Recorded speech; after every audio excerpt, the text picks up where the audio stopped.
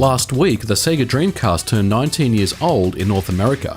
Gone, but certainly not forgotten, the Dreamcast changed the landscape of gaming as we knew it. Releasing in North America in 1999, it came bundled with a modem for online capabilities and boasted an impressive launch lineup including arcade-quality versions of Soul Calibur, House of the Dead 2, and Capcom's Power Stone. I don't want to die! My God. The Sega Dreamcast was the first and one of only two consoles to ever feature VGA output, the other incidentally being the Xbox 360. On the surface, VGA seemed to be an odd choice. If you look at the competition at the time, the Xbox, GameCube and PlayStation 2 all had component outputs.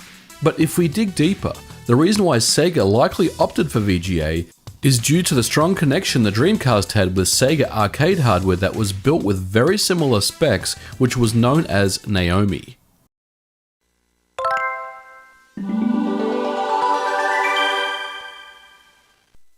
The Sega Naomi arcade hardware was released in 1998 and stands for New Arcade Operators Machine Idea and was the successor to the Model 3 arcade hardware.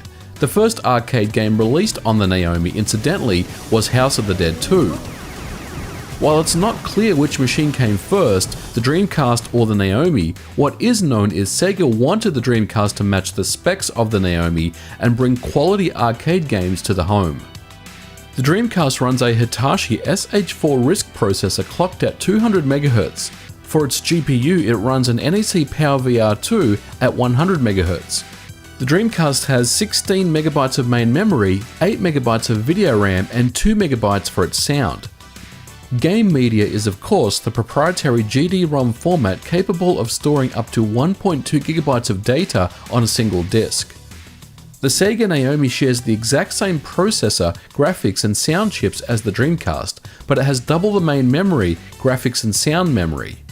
The Sega Naomi 2, which is the hardware that I have, was released in 2000 and is fully backward compatible with the Naomi 1, with the main difference that it has two PowerVR GPUs, increased memory and faster bandwidth. As a comparison for performance, the Dreamcast and Naomi can push 3 million polygons per second, while the Naomi 2 can push up to 10 million per second. Looking at the back of the Naomi 1 and 2, there is no 56-pin JAMMA interface that we would normally associate with arcade hardware of this nature, but instead we have a VGA connector, audio RCA connectors, and power connectors. This combination is known as JVS or JAMMA Video Standard. JVS was created in the mid-90s to improve on the shortcomings of the JAMMA standard. There are three different ways to load arcade games on the Naomi. The first are cartridges. These are of a distinct plastic shape and are simply inserted into the motherboard. These cartridges can store up to 448 MB of data on its ROM chips. An arcade operator would simply swap out the game cartridges if they wanted a new game on the cabinet. Larger games came on GD-ROM media. These are similar in format to the Dreamcast, but not compatible.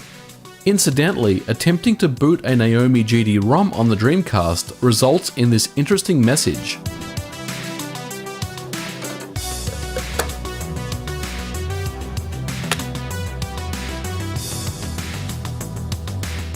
This is a game disc for Naomi GD-ROM system.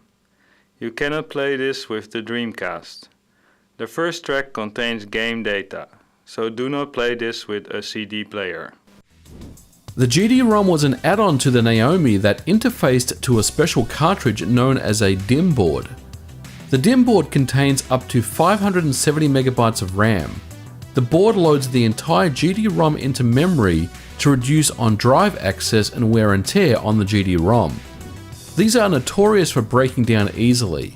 The DIM board also contains a battery to save the contents of RAM, which significantly speeds up boot time if the same game is used. In order to stop piracy, each GD-ROM comes with a security chip. This contains a unique code that's tied to the game. In order to play a GD-ROM game, you must insert the security chip into the DIM board before turning on the power to boot up the game. If you try using a security chip from another game, the game will not boot. So, many years ago, I owned a GD-ROM setup, and I made a couple of videos back in 2012 demonstrating the GD-ROM setup that I had. Now, I don't really recommend anyone go back and revisit these videos. They're pretty bad, but if you are curious, check them out. But I got rid of this setup in favor of a very simple way to boot Naomi games remotely utilizing a PC or a Raspberry Pi to a device called a NetDIMM. The NetDIMM takes all the same features as the DIMM board, but also provides TCP/IP networking functionality and a networking connection. This means with a simple network interface, Naomi games can be sent over the network from a remote device, such as a PC or similar. And of course, in this day and age, you can use a Raspberry Pi to manage this for you. But more on that shortly. I mentioned that at the back of the Naomi motherboard has a VGA output, audio outs, and power.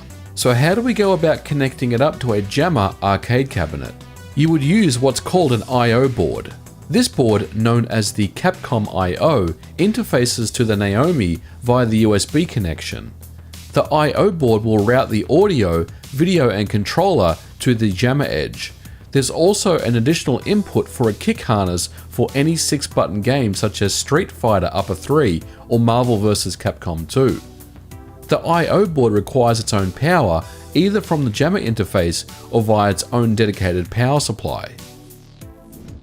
So if you are wanting to put together your own home Naomi setup, it can get a little daunting and overwhelming. There are different pieces that you have to consider when putting together a setup like this. Now typically I would recommend that you use an arcade cabinet to put the whole system in, because one of the main side effects of the Naomi setup, if you just leave it bare bones on a desk or something, is that it gets extremely loud. The fans run at 100% capacity all the time. And this is because this is dedicated arcade hardware and they have to be running all the time, because these setups usually are running 24/7. So it's important that the maximum airflow or the hot air gets blown out of the system all the time, because these systems have to run constantly at full capacity. So to connect everything up, we will need a power supply. These are dedicated power supplies made for the Naomi with the appropriate connectors needed for the Naomi motherboard. Mine was previously butchered for some reason, but still works fine and includes the GD-ROM power connector also if needed. Connect up the 2 power leads to the Naomi motherboard. Then connect the USB cable from the motherboard to the Capcom I/O board. Now plug in the JAMMA edge into a supergun. Then connect up the VGA cable to a display that takes a 31 kHz VGA signal. With the Naomi, you can also change the frequency to 15 kHz if your display doesn't support 31 kHz. Then finally, plug in your game cartridge and then turn the power on. With any luck, you will go through the boot process and boot into the game. To netboot or boot GD-ROM games from the Raspberry Pi, replace the game cartridge with the NetDIMM. Then connect the network adapter to the Raspberry Pi device and connect the +5 power lead from the Raspberry Pi to the back of the motherboard. Now turn everything on. The Naomi will be sitting at the netboot screen. It's waiting for a game to be sent over the network. Now with the Raspberry Pi, scroll through the list of games until you find the one you want, and then press select to boot into it.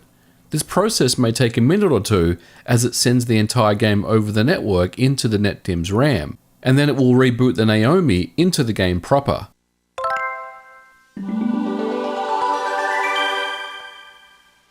From here, you can coin up and play as normal. As we've seen, the Naomi and the Dreamcast are very similar, and many games that were developed on the arcade have almost perfect home console conversions to the Dreamcast. Here's a sample of a few.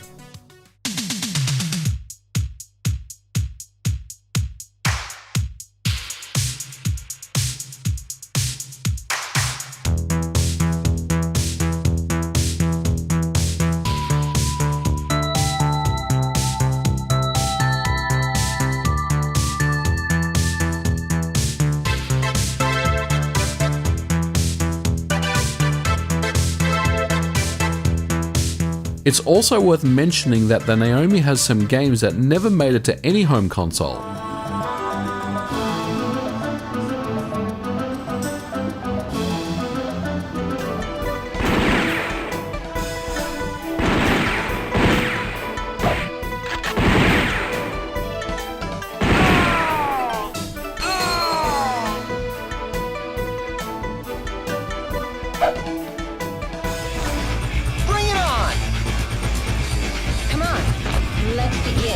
And finally, unlike the Dreamcast, Naomi hardware was one of the longest supported, spanning 2 generations.